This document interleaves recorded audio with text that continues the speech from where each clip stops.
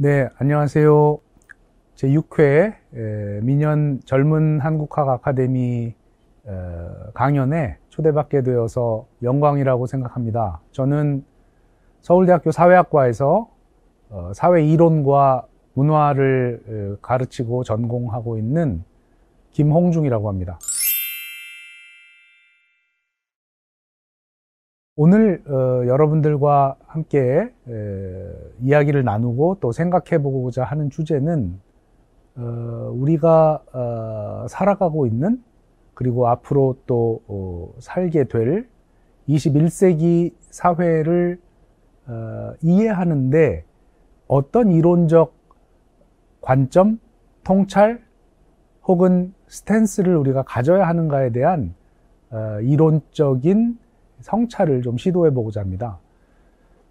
제목은 21세기 사회를 이해하기 위한 이론적 성찰이라고 붙여봤고요.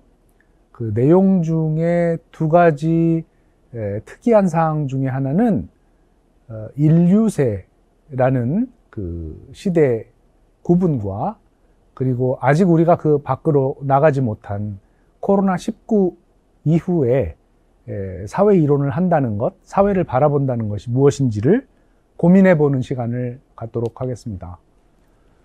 오늘 제가 발표드릴 내용은 크게 5가지 정도로 나누어질 것 같습니다. 하나는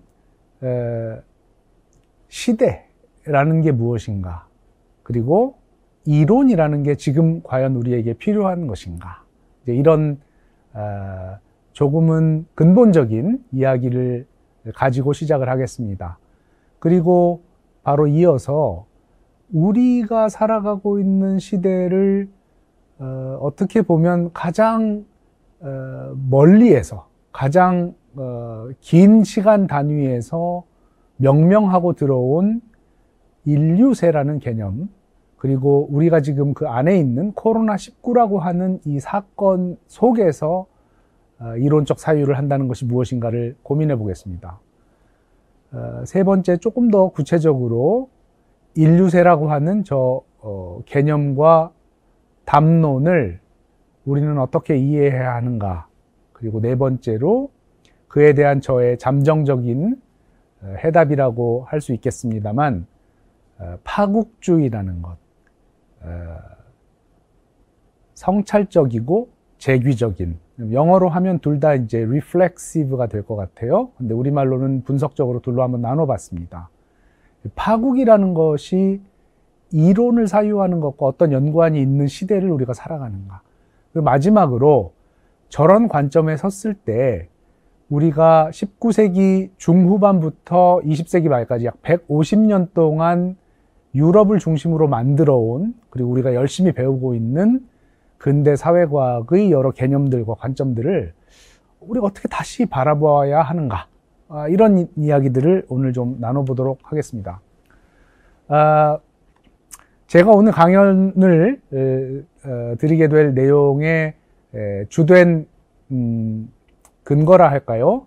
그것은 제가 지난 한 2년 동안 이론 분야에서, 특히 사회이론 분야에서 제출한 저 2개의 논문의 내용을 교차해서 편집을 했다고 보시면 되겠습니다. 하나는 인류세에 대해 썼고, 다른 하나는 코로나19에 대해서 썼습니다. 자, 그렇다면 오늘 이야기를 좀 더 본격적으로 시작해 보겠습니다.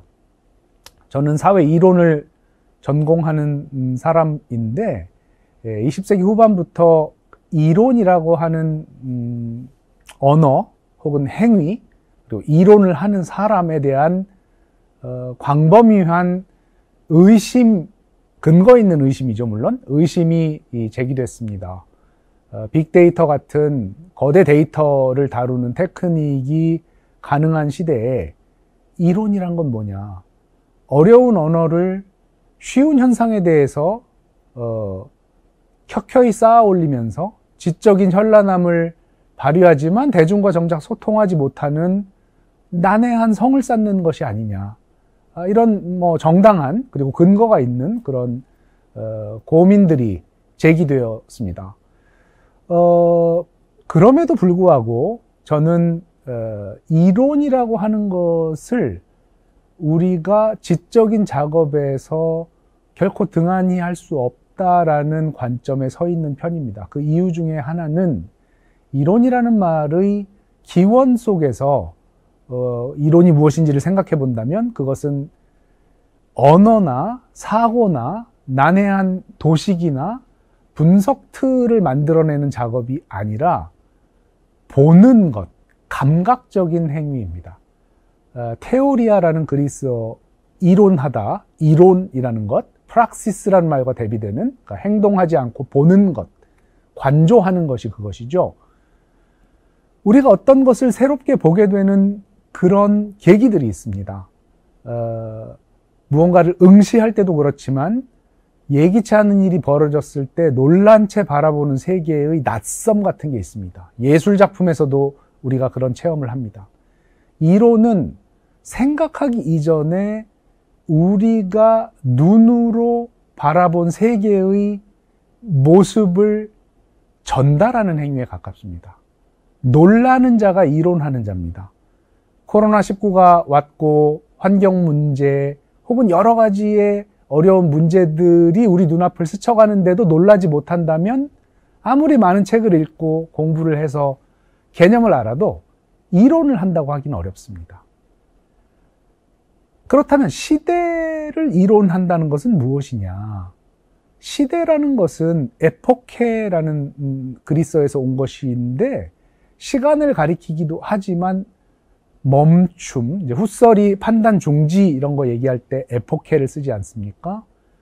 우리가 멈추어져서 하나의 동질적인 시간이라고 인정할 수밖에 없는 어떤 시간의 흐름을 가리킵니다. 그래서 시대를 이론한다는 것은 거기에 주의를 기울이지 않았지만 우리 앞에 자신을 바라봐 주기를 요구하면서 나타난 것들을 볼 수 있는 능력을 갖는 것을 의미합니다. 이것은 지적인 행위이면서 사실은 지적인 행위 이전에 존재하는 감각적 행위이기도 합니다. 시대를 이론해 온 전형적인 인간 집단이 있습니다. 특히 근대에 접어들면서 그들을 우리가 철학자라 부릅니다.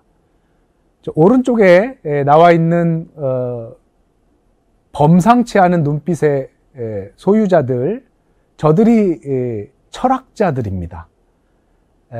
헤겔은 잘 아시다시피 시대와 철학을 연결시킨 최초의 사람입니다. 철학은 시대의 아들이다라고 말했고 사상으로 그 시대를 파악하는 것을 철학자의 과제로 삼았죠.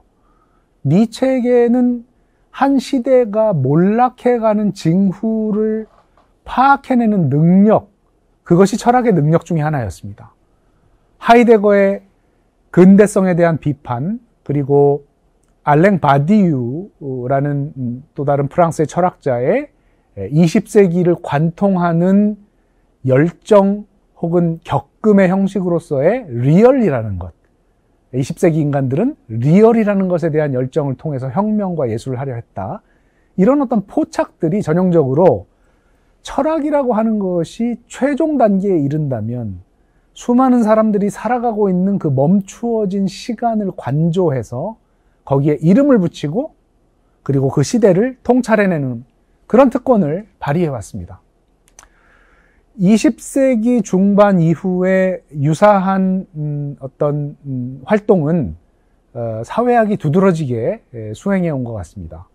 잘 아시다시피 포스트-포디즘, 포스트-모던, 레이트 모던, 리플렉시브 모던, 리퀴드 모던, 액체 근대 혹은 리스크 소사이어티, 위험 사회, 사회를 넘어선 사회 등등 명명하기에도 아주 숨찬 수많은 개념과 용어들이 우리가 살아가고 있는 이 시간의 구조가 다른 시간의 구조와 변화했다는 사실을 명시하고 분석하고 그럼으로써 새로운 시대를 선언하고 그 시대에 맞는 사고와 상상력과 윤리를 혹은 정치를 만들어내기를 촉구하는 그런 언어를 사회학이 만들어 왔습니다.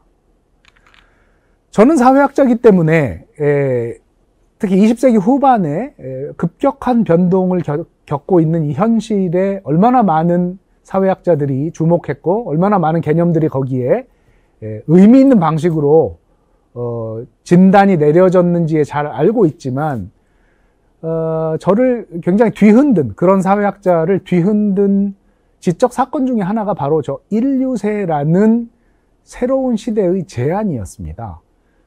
엔트로포신, 엔트로포스, 인간을 의미하는 엔트로포스와 시간 혹은 새롭다라는 말을 의미하는 카이노스의 결합어인데요.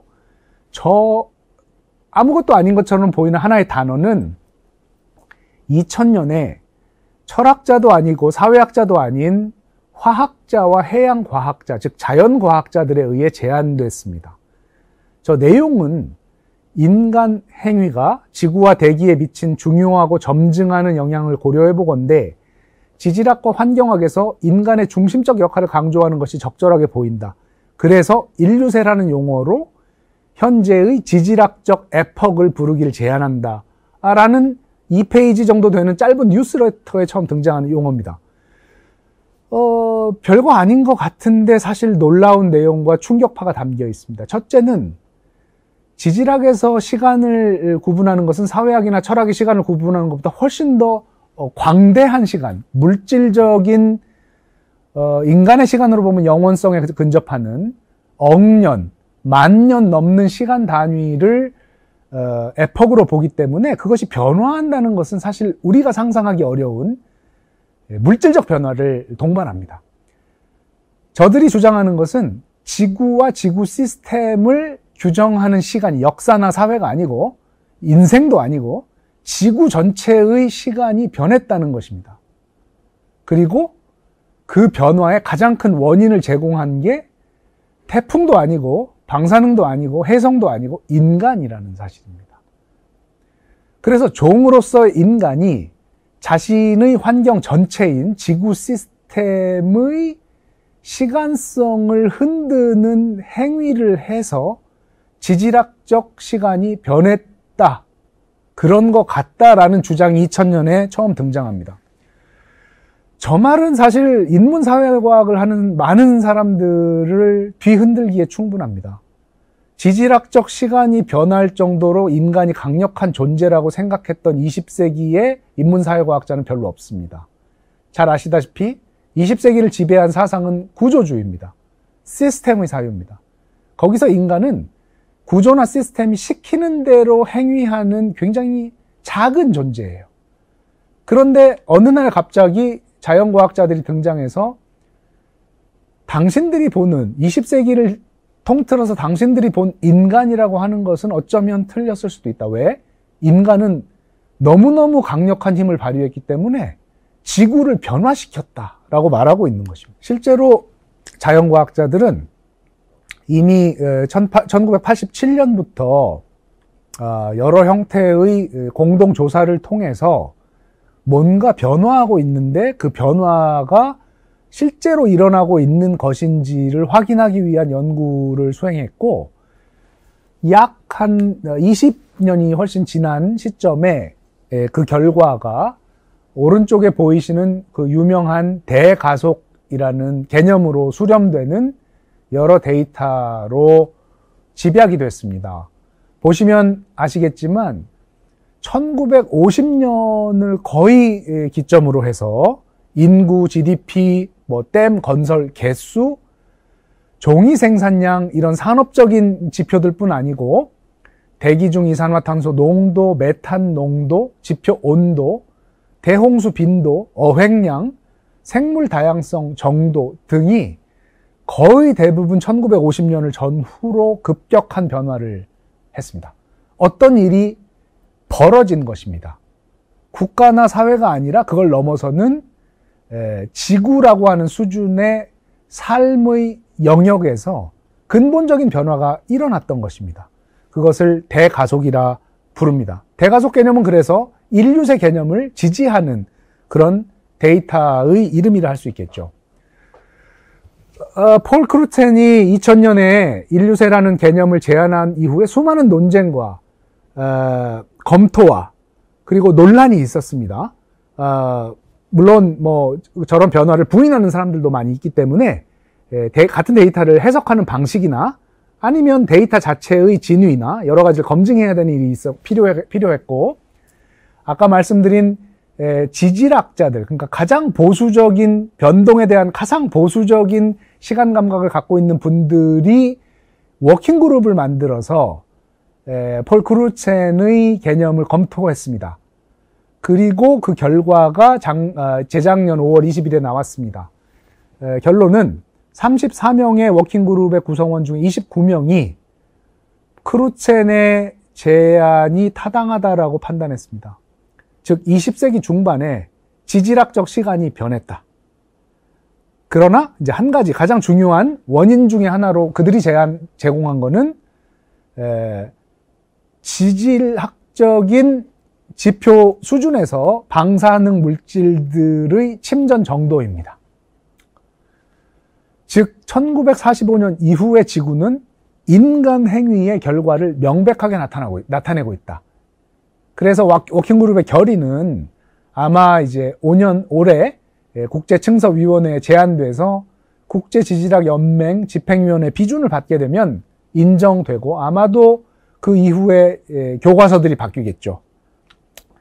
이 사실은 사회이론 넘어서 인문사회과학에 무엇을 의미하는 것인가? 저는 생각보다 상당히 복잡한 함의를 갖고 있고 우리가 심각한 고민을 해야 되는 과학적 사건이라고 생각합니다. 첫 번째 문제는 우리가 1945년부터 인류세를 살아오고 있었다고 하는 지질학적 시간성의 규정력이에요. 우리가 마시는 공기, 먹는 물, 그리고 보는 토양, 풍경을 규정하는 이름이 더 이상 충적세가 아니고 인류세였습니다.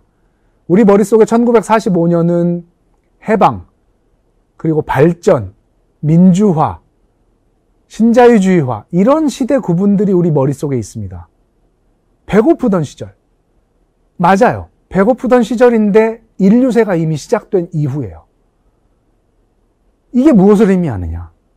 우리가 갖고 있는 인문사회과학적 역사적 인식과 인류세라고 하는 우리 민족 국가의 시간을 넘어서는 단위에서 우리에게 제기되는 저 시간성을 어떻게 조화시킬 수 있는 것인가? 이런 문제. 두 번째는 더 이상 철학이나 사회학이 아닌 자연과학이 시대를 규정하는 사태가 일어났다. 자연과학이기 때문에 시대를 규정할 수 없다고 강경하게 보아야 하느냐, 아니면 저 시간성의 흡수를 통해서 새로운 시간성을 우리가 사고해야 되는 시점에 이른 것이냐. 또 다른 하나는 말이라고 하는 것이 얼마나 강력할 수 있는가를 보여줬다. 한 단어지만 저 단어가 세상을 보는 방식을 바꿔가고 있다. 이런 얘기를 할 수 있겠습니다. 그래서 우리가 인류세라고 하는 것이 나타난 그 명명된 2000년 이후에 열린 현재를 우리는 불가피하게 인류가 자기의 존재 조건에 결정적 영향을 미치는 브레이크 없는 메커니즘이 작동하고 있는 시기로 보아야 하고, 이것을 어떻게 짧게 할 수 있는 것인가가 우리가 생존하는데, 종으로서 생존하는데 현실적인 문제로서 제기되는 그런 시간으로 보아야 하는 불가피성이 우리에게 있다. 그런 와중에 2019년 겨울 우한에서 코로나19가 시작이 되었습니다. 코로나19 역시 시대를 보는 관점을 뒤흔든 또 다른 사건 중에 하나입니다. 잘 아시다시피 인수 공통 감염병이기 때문에 동물을 매개로 해서 인간에게 온 것이고, 동물이 매개되었다는 것은 동물 서식지와 인간의 서식지 사이에 존재하던 경계가 인간 활동으로 인해서 또 파괴되었거나 변형되었다는 걸 의미합니다. 인류세적 현상 중에 하나라고 보아야 합니다. 그래서 지금 우리 시대를 인류세라 부르는 큰 시대 구분 하에 어쩌면 2019년부터 우리가 살아가는 시간성에 또 다른 방식으로 끼어들어오는 그 시간은 바이러스 시간일 수도 있다는 생각을 같이 해봅니다. 자, 이제까지 저는 시대가 무엇이고 인류세가 시대라는 것을 이해하고 그 시대의 문제에 대응함에 있어서 어떤 파괴력을 가진 충격파를 우리에게 던졌는가를 얘기했습니다. 그런데 여기서 한 걸음만 더 나가보면 이제까지 자신이 살아가고 있는 시대를 명명할 권리를 가지고 있었던 사람들은 바로 철학자, 사회학자, 자연과학자라고 할 수 있는데 인류세부터는 약간 양상이 다르다. 왜냐하면 인류세라고 하는 인간의 힘의 파괴력이 자연에 명백하게 미쳐지는 저 시대에 우리는 자연 속에서 인간의 가청권, 가시권 속으로 나타나는 저 비인간 행위자들의 목소리를 듣기 시작했습니다. 폴 크루체는 산호초의 색깔이 변색된 걸 연구하다 인류세에 이르렀습니다. 산호초가 말하자면 변이했거나 변화했거나 아픈 거예요. 바이러스가 나타났습니다. 이제까지는 시대를 규정하는 게 인간이라고 생각해서 인간 중에서도 똑똑한 인간들? 근데 과연 그러한가? 저기 보시는 저런 존재들이 우리에게 거꾸로 당신들은 무슨 시간을 살고 있는가라고 묻는 것으로 해석할 수 있는 해석학적 능력을 가진 인간들이 또 나타나고 있어요. 나이가 젊을수록, 환경 문제에 감수성이 높을수록, 발전 시대로부터 좀 자유로울수록 저들의 목소리를 듣는 사람들이 또 있단 말이에요. 과연 인류세라고 하는 것은, 그 시대라고 하는 것은 이처럼 시대를 규정하는 자와 규정당하는 시대 사이에 존재하는 주객관계도 허무는 매우 역동적인 어떤 새로운 지식과 목소리들이 생산되는 시대가 아닌가, 이런 감각을 가지고 오늘 이야기를 해보겠습니다.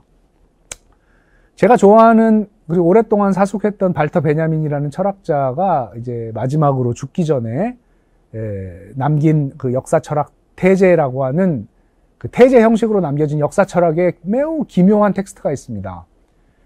거의 절망적인 상태에서, 그리고 나서 이제 스페인 국경으로 넘어서 도망을 치려다가 나치로부터 붙잡힐 것 같아 이제 자살을 하게 되는데, 발터 베냐민이라는 저 철학자는 당시의 유럽의 진보적인 지식인들을 지배하던 막스주의적인 유물론, 사적 유물론을 유태 신비주의, 메시아주의와 결합을 시켜서 매우 고유한 역사 철학을 전개하는데, 그중 핵심이 뭐냐면 역사가 진보가 아니라고 봤던 점에 있어요.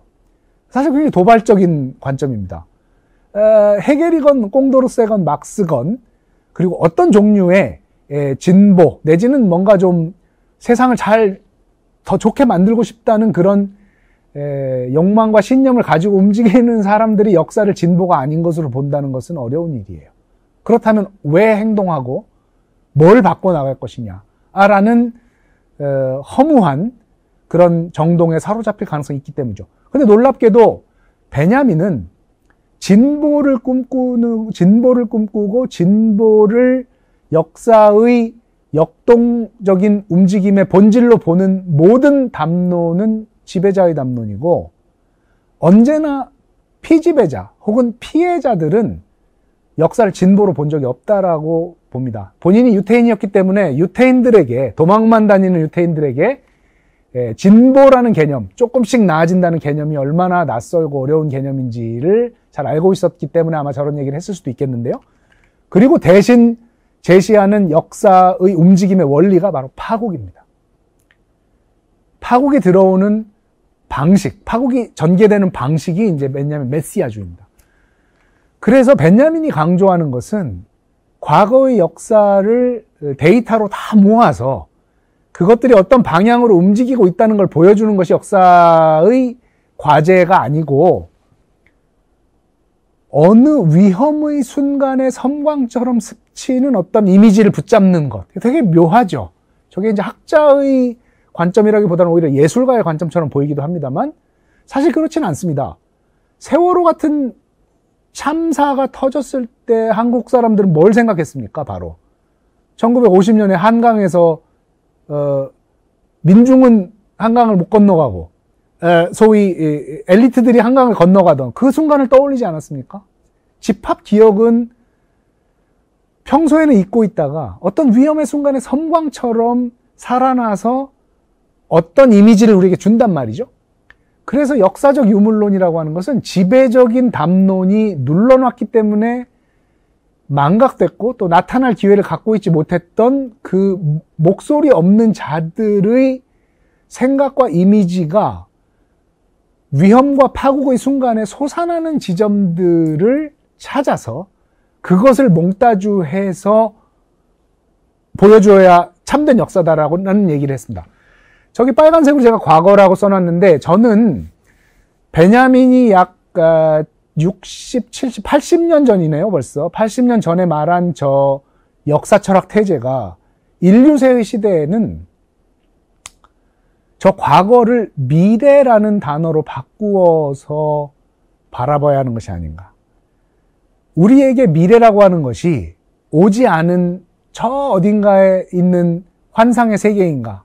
아니면 이미 우리 안에 들어와서 움직이고 있으나 우리가 아직 인식하지 못하는 어떤 현실적 힘인가? 이 질문을 우리가 던져야 된다고 생각합니다. 돌려 말하면 20세기 사회과학 인문학의 핵심이 역사적 사고, 역사적 상상력이었다면 어쩌면 21세기는 미래라는 것과 다시 연결된 역사적 상상력. 그걸 역사라 불러야 될지 뭐라 불러야 될지 모르겠습니다. 미래가 우리에게 파국 속에서 섬광처럼 나타나는 직관의 순간들, 예감의 순간들, 불안의 순간들을 붙잡아서 우리가 현실을 다시 봐야 한다. 과거가 우리를 결정하는 만큼이나 21세기는, 인류세는 미래가 우리의 행위를 영향 주고 결정하는 그런 시대일지도 모르겠다. 이런 생각을 합니다. 그래서 인문사회과학이 인류세 서사를 이해함에 있어서 사실 그동안 여러 가지 논란들이 있었습니다. 왜냐하면 이제 인문사회과학은 아무래도 자연과학에 대해서 좀 거리를 두고 있고, 그리고 자연과학이 제한한 시간은 지질학적 시간이지 그 인간의 시간은 아니지 않는가 라고 이제 거리를 두면서 저 충격파를 좀 완충시키려고 했습니다. 그러다 보니까 대개 저 인류세를 어떻게 이해하려고 했냐면 하나의 세계를 보는 방식의 변화, 어떤 서사의 변화, 스토리의 변화, 렌즈의 변화, 신화의 변화 이런 걸로 보려고 했어요. 여러 가지 내러티브들이 있는데 그 중에 이제 몇 가지도 있는데 대부분의 경우 인류세를 또 다른 패러다임이 등장했구나, 저렇게 볼 수도 있네라고 생각을 했습니다. 저는 그거보다 조금 더 강력하게 인류세를 흡수해서 그 문제의식을 고민해야 된다는 입장입니다. 저와 유사한 입장에 있었던 저와 유사한 입장이라기보다는 제가 그의 입장에 크게 영향을 받았던 사람 중에 한 사람이 바로 그 유명한 유럽을 지방화학이라는 책을 썼던 그 포스트 콜로니얼 역사학자로의 대가죠. 디페슈 차크라바티가 2009년에 그야말로 역사학자입니다. 그리고 과거의 중요성, 벤야민처럼 잊혀졌던 과거의 중요성을 복원하는 것이 역사적 지성이 할 수 있는 가장 중요한 일이라고 생각했던 저분이 인류세라는 담론에 흔들려요. 인류세라는 담론에 흔들리면서 4가지의 중요한 태제를 제출한 논문을 씁니다. 첫째가 뭐냐면 자연의 역사와 인간의 역사가 어쩌면 구분이 안 될 수도 있다라는 얘기를 합니다.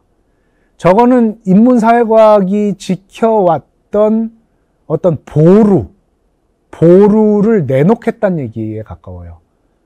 자연과학자들은 구성주의가 약해요. 실제론에 가깝죠? 인문사회과학은 기본적으로 구성주의입니다.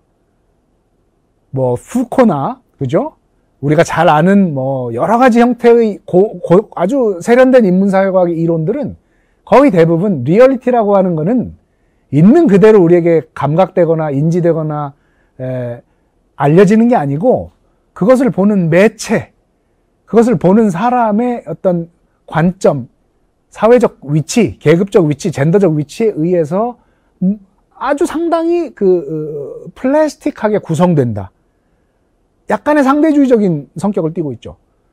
그렇기 때문에 인간 세계의 역사와 자연계의 역사라고 하는 건 구분될 수밖에 없는 거죠. 왜냐하면 한쪽에 상징이 없고 한쪽에 상징이 있으니까. 이거를 포기해야 될지도 모른다는 얘기를 합니다. 두 번째는 인간이라고 하는 것이 진짜로 지질학적 시대를 바꿀 만큼 강력한 geological force로 그동안 살아왔다면 이제까지 모더니티나 글로벌라이제이션 등등의 역사학적 개념을 써온 것을 재구성해 봐야 된다. 왜? 근대의 역사는 해방의 역사로 얘기됐습니다. 대부분의 경우 그렇습니다. 자유의 역사, 해방의 역사. 그런데 근대의 역사는 파괴의 역사일 수도 있습니다. 게다가 그 파괴의 대상이 타자가 아니라 자기 자신의 존재 조건의 파괴의 역사. 굉장히 이상한 그림이 이제 열리는 거죠. 저기서 흔들리고 있는 거예요, 지금 차크라바티가. 세 번째는 우리에게 이 인간의 종이라고 하는 것이 무엇이냐를 다시 생각하게 할 수 있다. 이 얘기는 무슨 얘기냐? 지나간 역사에서 여러 형태의 그룹들이 나타나서 역사적 주체가 되었습니다. 민족, 가문, 종교, 인종, 심지어 인종, 국가, 계급, 젠더. 근데 종 전체가 역사의 실체로 나타난 적은 없었습니다. 종이라고 하는, 인간이라고 하는 종 전체가 어떤 역사적 운동을 한 적은 없어요. SF에 무슨 외계인이 왔을 때나 하는 거죠. 차크라바티 여기서 흔들리는 겁니다. 인류세에서 진정한 주체로 지금 호명된 건 인간 전체예요. 근데 이건 역사적 실체가 아니에요. 그럼 어떤 실체냐? 미래의 실체예요. 200년 후에 어쩌면 있을지 모르는 실체예요. 역사학은 거기 손을 뻗을 수가 없습니다. 어떻게 할 것이냐 이거예요. 이 질문을 던집니다. 네 번째는 종의 역사와 자본의 역사가 결국 교차되어야 한다. 이런 얘기죠. 왜냐하면 인류세의 근저에는 자본주의 문제가 있기 때문에. 이 논문의 내용이 중요하다기보다는 가장 전통적인 의미의 인문사회과학의 지성을 20세기의 끝까지 밀어붙였던 차크라바티 같은 지식인이 인류세라는 문제의식에 저런 공명을 했다는 점이고, 저런 공명이 인문사회과학을 하는 분들에게 더 많이 필요하다는 말씀을 드리고 싶습니다. 그래서 저는 앤트로포시인 인류세를 단순히 하나의 담론으로 보기보다는 우리가 살아가는 21세기 생명 혹은 인간의 이 삶의 형식을 규정하는, 옛날 같으면 그게 생물학은 생물학이고 사회는 사회고 마음은 마음이고 떨어져 있었는데, 지금 이 자리가 바로 지금 내가 소비하는 자리, 그리고 내가 물을 마시는 자리, 내가 내 아이에게 밥을 먹이는 바로 그 자리가 행성과 생물과 사회와 마음이 다 결합되어 있는 자리로 만드는, 매우 놀라운 일이죠. 역사가 어디서 이루어지냐면 플라스틱 사용의 순간들에서 이루어지고, 독극물을 규제하는 법 자체가 지구의 환경적인 문제와 바로 연결이 되는 거죠. 그러니까 사회와 환경과 심리와 가족과 개인이라고 하는 것이 지금 다 횡단적으로 재구성되어 버린 거예요. 그것을 규정하는 어셈블리지, 좀 더 존재론적인 것으로 봐야 된다. 그런 의미에서 저는 문제 어셈블리지라고 인류세를 봅니다.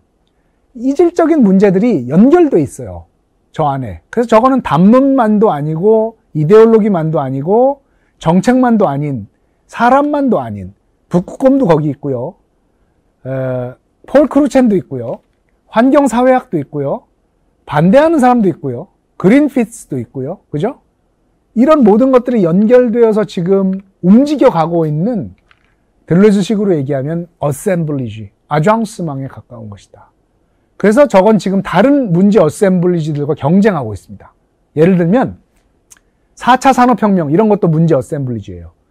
우리가 미래를 맞아 나가기 위해서는 4차 산업혁명 해야 된다. AI 이런 것들로 구성되어 있죠. 과학자, 무인자동차, 그죠? 그리고 예를 들면 뭐 또 다른 어셈블리지도 있을 수 있습니다. 21세기를 어떻게 할 것이냐, 문제를 어떻게 해결할 것이냐. 그 중에 하나의 문제 어셈블리지가 바로 인류세다. 그래서 21세기적 지배적 삶의 형식들은 세 가지 정도의 문제 어셈블리지의 각축 속에서 만들어지고 있다. 저는 그렇게 봅니다. 첫째가 인류세.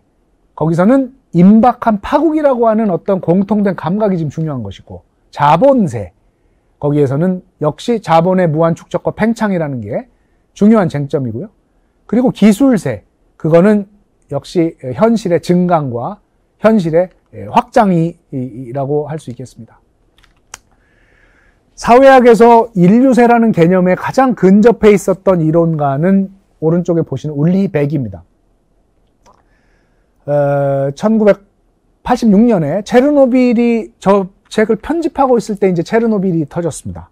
그래서 책이 정말 뭐 날개에 돋친 듯 팔렸는데요. 그때 울리 백이 리스크라는 개념을 20세기 후반 사회를 이해하는데 가장 중요한 개념으로 제안합니다. 리스크는 데인저가 아니라 아직 데인저가 되지 않은 가능한, 데인저가 될 수 있는 어떤 미래의 데인저를 가리킵니다. 어떤 가능성이 거기 들어있어요.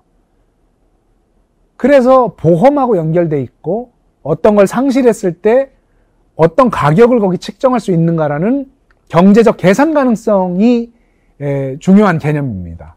그래서 리스크 소사이어티, 위험 사회라는 건 위험한 사회라는 의미가 아니라 우리가 세상을 리스크로 보는 그런 사회라는 의미예요. 그런데 인류세라는 관점은 저 리스크라는 개념하고 양립하기가 어려워요. 왜냐하면 한 번 잃으면 계산이 안 되고 보상이 안 되기 때문입니다. 그래서 울리 백이 바로 1987년에, 그러니까 체르노빌을 겪고 나서 Anthropological Shock라는 논문을 썼습니다. 인류학적 충격이다. 그래서 이미 백의 리스크 개념에는 파국이라는 함의가 들어있어요. 파국이라고 하는 것은 판이 깨지는 건데 리스크처럼 합리적으로 계산될 수 있는 것이 아니고 그 이후가 예상할 수 없는, 그 이후에 어떤 것이 전개될 수 있는지를 우리가 알지 못하는 끝에 가까운, 엄청나게 역동적인 끝에 가까운 그런 개념입니다.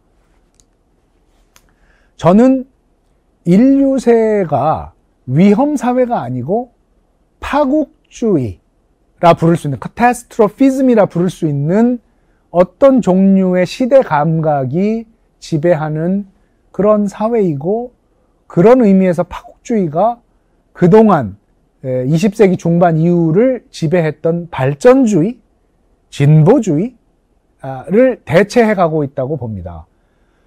이때 파국이라고 하는 것은 우리가 너무 그 SF 서사처럼 뭐 한 번에 모두가 다 망한다 이런 게 아니고 서서히 진행되면서 리얼리티를 바꿔가고 있는 프로세스로 봐야 됩니다. 파국을 막기 위한 제도들, 실천들, 노력들, 지식들, 운동들, 이런 것들이 일어나고 파국을 앞당기는 메커니즘이 돌아가고 있습니다. 이 둘 사이에 충돌이 일어나고 긴장이 있고 갈등이 일어나는 겁니다. 그래서 윌 스테판 같은 인류세의 자연과학 쪽에서 인류세를 주창했던 양반은 지구가 재작년에 한국에 왔었죠. 지구가 되돌릴 수 없는 임계 폭풍을 눈앞에 두고 있다고 조금 비관적으로 봅니다. 저는 무슨 저런 사건으로서의 파국이라기보다는 느리게 진행되면서 일상으로 들어와 있고, 그래서 그것에 대응하는 것이 사회의 중요한 어떤 과제가 되어 있고, 사회가 그렇게 변하는 거예요. 진보하기 위해서 사회를 만드는 게 아니고 파국에 대응하면서 파국을 막기 위한 장치들을 만들면서 법을 바꿔가면서 아이들을 교육해가면서 사회가 파국을 염두에 두고 변해가는 것을 파국주의라고 볼 수 있는 것이죠. 그리고 그 파국은 합리적이에요. 거꾸로 무슨 행성으로 뭐 도망친다거나 뭐 그죠? AI들을 만들어가지고 저 전쟁을 한다. 사실 이런 것들이 훨씬 더 판타스틱하게 느껴집니다. 파국이라고 하는 것은 우리 이미 신체에 들어와 있는 화학적, 물질적 작용 속에서 진행되고 있는 것이에요. 그리고 마지막으로 생각하기 어렵지만 저 파국은 뭔가를 만들어냅니다. 사람들을 만들어냅니다. 정치성을 만들어냅니다. 저런 관점으로 사회를 지난 1년 반, 말하자면 코로나19가 우리를 지배했던 시기에 우리가 저런 사회를 살지 않았습니까? 그죠? 파국이란 말을 쓰지 않았지만. 그래서 저는 파국주의의 중요성을 우리가 이론적으로 다시 보아야 하는데, 저때 파국이라고 하는 것은 reflexive한 거다. reflexive라는 형용사를 붙인 이유는 두 가지 의미가 있기 때문입니다. 하나는 돌아온다는 것, 재귀한다는 거예요. 우리 백이 근대성을 재귀적 근대라 부른 적이 있습니다. 자기들이 저지른 일들에 의해서 20세기 후반의 문제들이 온다는 의미에서, 20세기 초반에 지어놓은 공장이 20세기 후반에 아토피로 온다는 의미에서, 20세기 중반에 만들어낸 핵발전소가 20세기 후반에 체르노빌로 온다는 의미에서, 딴 데서 온 게 아니다, 문제가. 자기 자신이 성취한 성공이 시간이 지나서 문제로 되돌아온다. 자, 카타스트로프도 그렇게 오는 겁니다. 자연이 우리한테 오는 게 아니고 우리가 자연에 작용한 것이 자연에 의해서 다시 재작용되면서 우리에게 오는 겁니다. 그런 의미에서 재귀적 파국이고, 다른 하나는 파국을 통해서 우리가 지금 지적인 격변을 겪고 있다. 30년 전에 사람들이 생각한 아름다운 공장의 굴뚝들 전혀 지금 생각하지 않고 있습니다. 엄청나게 많은 것들에 대해서 엄청나게 깊이 있는 수준에서 우리가 리플렉시브한 성찰적인 태도를 갖고 있다. 그것은 우리가 겪어나가는 이 파국의 고통이 우리를 지적으로 그런 사고로 몰아가고 있기 때문입니다. 그런 의미에서 저는 성찰적 재귀적 파국론을 이야기를 하게 되는 것입니다. 자, 마지막으로 제가 몇 가지 사회과학이 이런 인류세와 코로나19의 체험 속에서 다시 봐야 되는 몇 가지를 조금 소략하게 정돈을 하고자 합니다. 첫째는 가장 근본적인 것이기도 한데요. 사회라고 하는 개념을 바꿔 나가고 있습니다. 현실 자체가. 옛날의 사회라고 한 것은, 원래 사회라는 것은 한 20, 30명이 모이는 교제를 가리키는 거예요. 소사이어티라는 거예요. 데드 포이트 소사이어티, 죽은 시인의 사회, 이렇게 하는 영화도 있었죠. 그때 사회라고 하는 거는 그 동아리를 가리키는 겁니다. 한국 사회 이런 게 아니고. 그런데 이제 근대로 오면 저 사회라는 말이 그 네이션을 가리켜요. 한국, 국가 이런 거죠. 한국 사회, 영국 사회 이런 거죠. 근데 그거는 어떤 의미를 갖고 있냐면, 그 사회 안에 존재하는 사람들이 동일한 어떤 압력을 받고 있다는 걸 전제하고 있어요.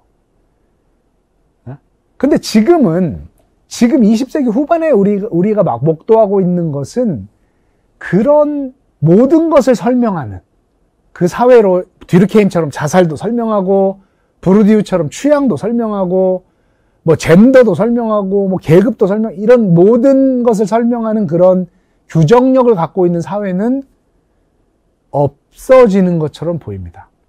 대신 사회, 심리, 생명, 물질, 기술 등이 얽히고 설키면서 풀어지는 대단히 복잡한 연결망들이 등장하는 것 같이 보입니다.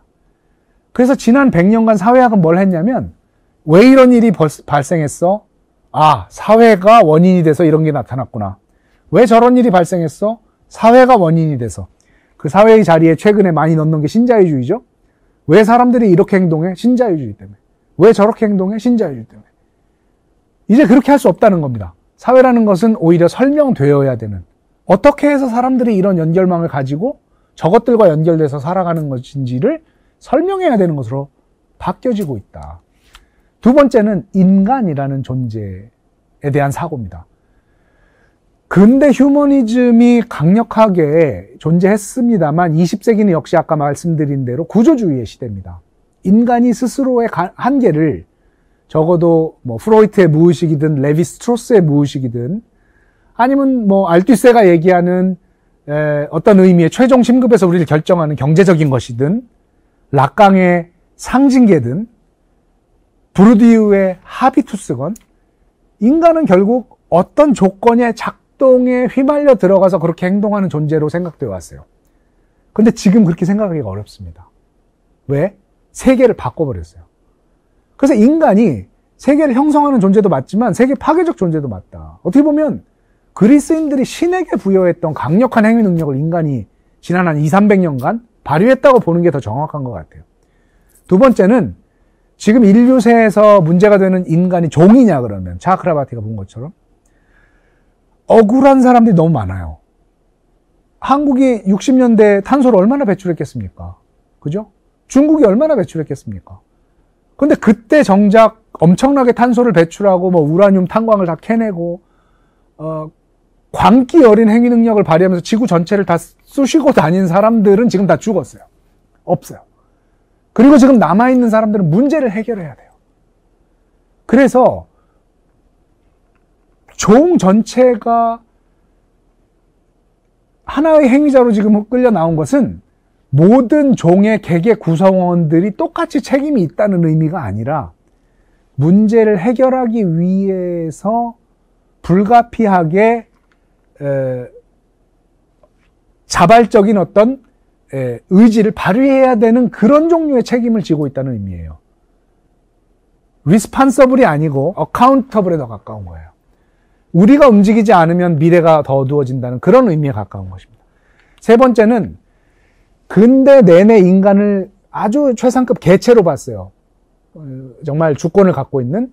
그러나 지금 인류세에서는 그런 개체가 아니라 들레즈가 얘기하는 분체처럼 차라리 쪼개질 수 있는 존재, 어딘가에 쪼개져서 다시 연결될 수 있는 그런 존재로 변화해 가고 있다.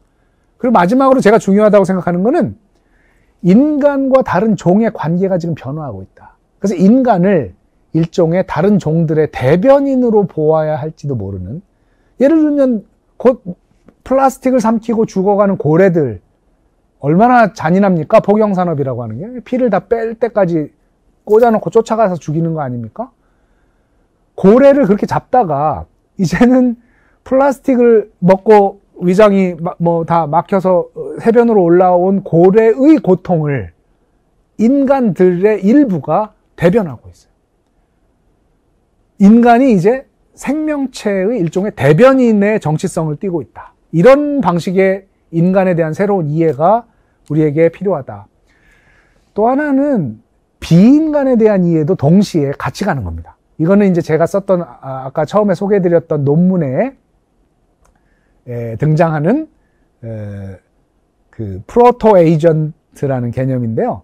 우리가 생각하는 것보다 비인간들도 사고하고 느끼고 그리고 의도를 가지고 행위하는 존재들이라는 사실이 20세기 후반의 자연과학에 의해서 많이 밝혀지고 있습니다. 심지어 식물도 옛날 사람들이 생각했던 것처럼 그냥 조건이 이렇게 오면 움직이는 기계가 아니고 상당히 정교한 지성과 신경 시스템을 갖고 있을 수 있는, 가령 제가 좋아하는 스튜어트 카우프만 같은 사람은 다시 만들어진 신에서 바로 이런 종류의 의도를 가지고 행위하는 존재를 어디까지 끌고 내려가냐면 세균까지 끌고 내려갑니다. 제가 조금 읽겠습니다. 세균이 의식이 있다는 얘기가 아니라, 행위를 한다는 게 세균이 뭐 교양곡을 작곡 할 수 있다는 게 아니라 포도당 농도 기울기 속에서 세균이 자신에게 먹이가 되는 쪽으로 방향을 틀 수 있는 능력이 있어요. 아무데로나 가지 않고. 대단히 놀라운 것이죠. 의미, 가치, 행동, 목적이 있는 거예요. 우리가 죽었다고 생각한 저 자연 안에 무수하게 많은 생명체들이 움직이고 있어요. 해석하고 있어요. 포도당을 해석하고 있어요. 어느 쪽으로 가면 먹인지, 어느 쪽으로 가면 나를 삼킬 적인지를 길을 쓰고 판별하고 있어요. 인문학자들입니다. 환경을 해석하지 못하는 존재는 죽어요. 파리가 덫과 먹이를 구분하지 못하면 죽어요. 그렇게 진화해 가는 거예요. 그래서 수많은 인문사회과학이 지금 우리가 기존에 의식도 없고 아무것도 아니기 때문에 거의 nothing이라고 봤던 존재들에게 agency, animacy, vibrancy 이런 힘들을 부여하면서 그들이 우리의 세계에 어떻게 영향을 주는지를 탐구하기 시작했습니다. 그 중에 하나가 제가 재밌게 읽은 로렌 솜페이락이라고 하는 그 바이러스 학자가 마치 막스 베버처럼 바이러스를 이해할 수 있다라는 얘기를 해요. 막스 베버는 인간이 아닌 걸 이해할 수 없다고 했습니다. 사회학은 비인간은 제꼈어요. 제거했어요. 듀르케임도 마찬가지고 막스웰도 마찬가지고 동물이나 식물은 사회학의 대상이 아닙니다. 사회를 구성하지 않아요. 근데 로렌스 홈페이락은 재밌게도 뭐라고 얘기하냐면 바이러스는 사고한다. 바이러스가 살아가기 위해서는 숙주를 판별해야 되고 재생산을 해야 되고 숙주가 자기를 파괴하는 걸 피하기 위해서 카모플라주를 할 줄 알아야 되고 그리고서 번식할 줄 알아야 된다는 거예요. 그래서 가상 대화를 만들어요. 어떻게 질문자가 뭐라고 묻냐면 바이러스한테 왜 소화관으로 안 가고 저 호흡기로 갑니까? 그랬더니 인플루엔자 바이러스가 이렇게 대답을 합니다. 농담하십니까? 옛날에 삼촌이 거기로 갔다가 그냥 산채로 다 녹아버렸다 이겁니다. 나는 그렇게 안 한다. 호흡기로 가면 표적세포, 폐세포에 직접 도달할 수 있으니까요. 이 얘기는 바이러스가 선택하고 판단한다는 얘기입니다. 인간처럼 한다는 얘기가 아니라 적어도 바이러스가 기계가 아니라는 걸 의미하는 거죠.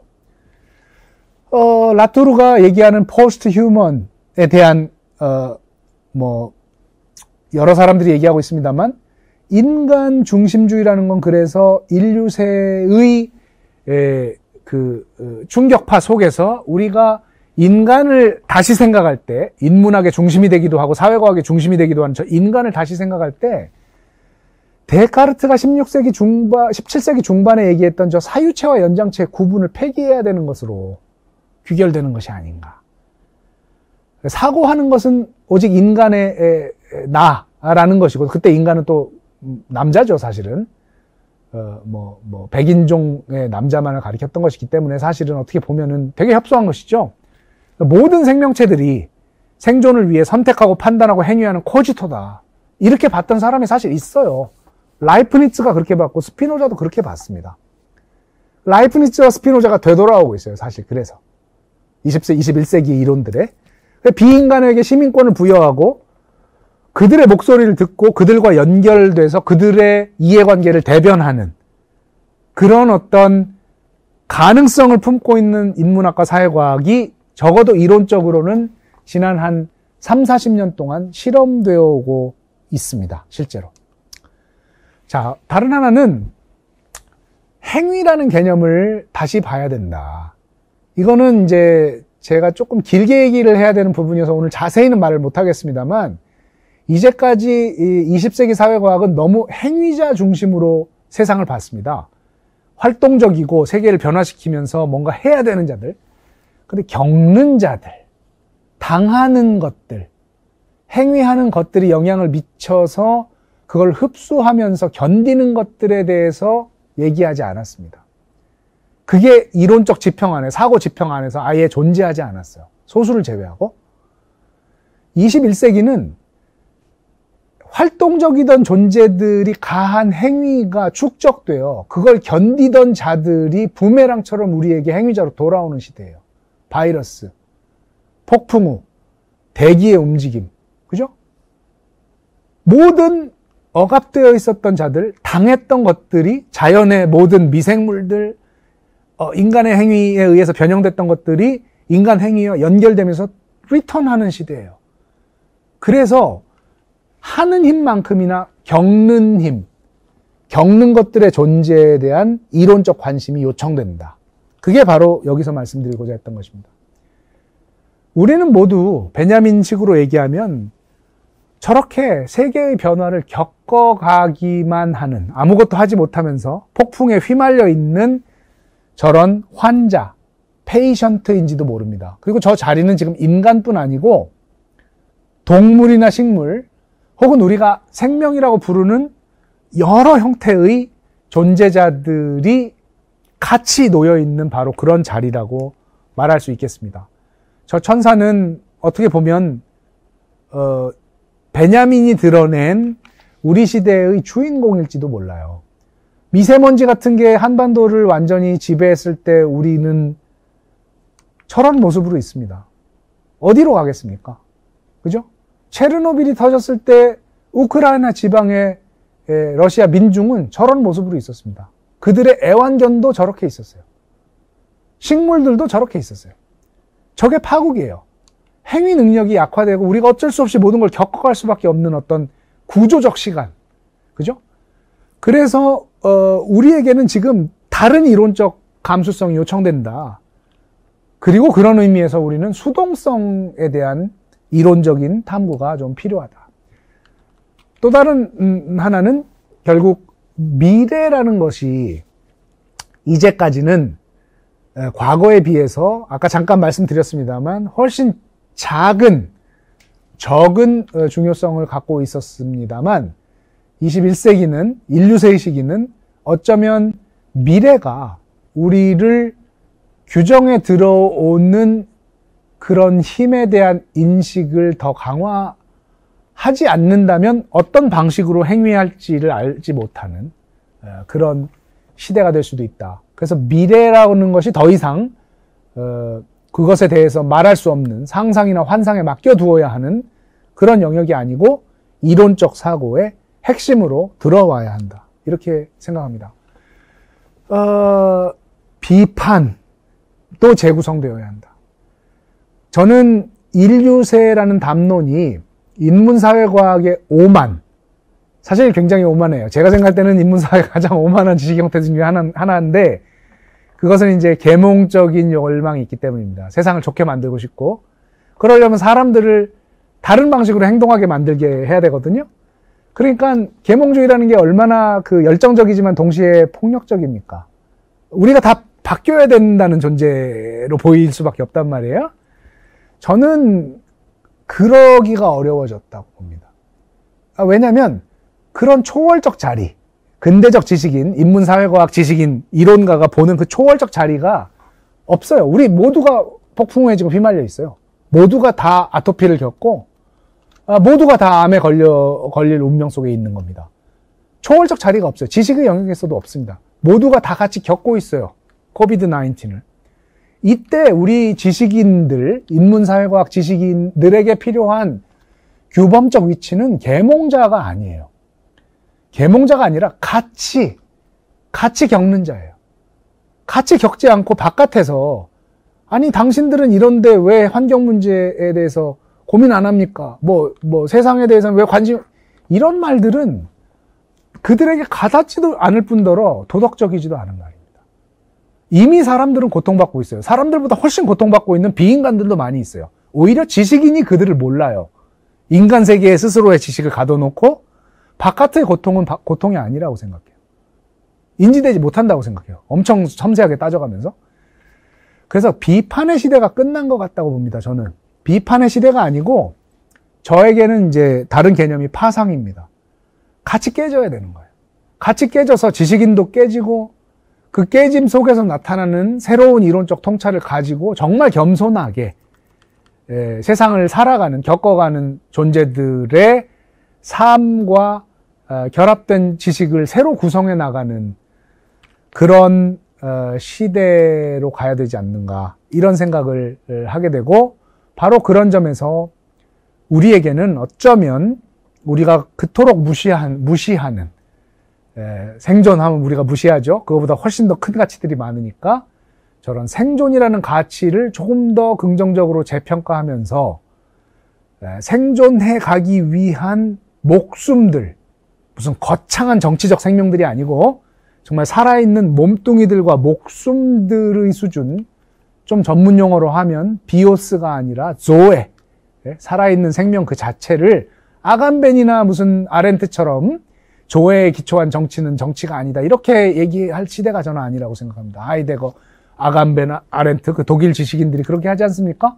인간은 생존을 위한 존재가 아니라 좀 더 존엄한 가치. 맞는 얘기인데 그렇게 말하는 것 자체가 문제를 해결하지 못해요. 왜냐하면 지금은 서바이벌을 향한 불안과 공포와 혹은 욕망이 가장 큰 정치적 힘을 발휘하는 시대입니다. 인간의 서바이벌뿐 아니고 다른 종들의 서바이벌도. 그래서 정말 많은 것들이 이론적 상상력의 근본 속에서 변화하고 재구성되어야 한다.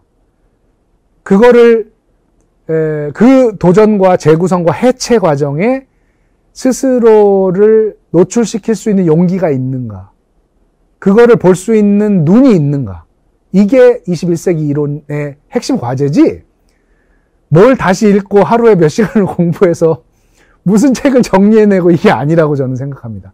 이론은 처음으로 다시 돌아가면 테오리야, 보는 것입니다.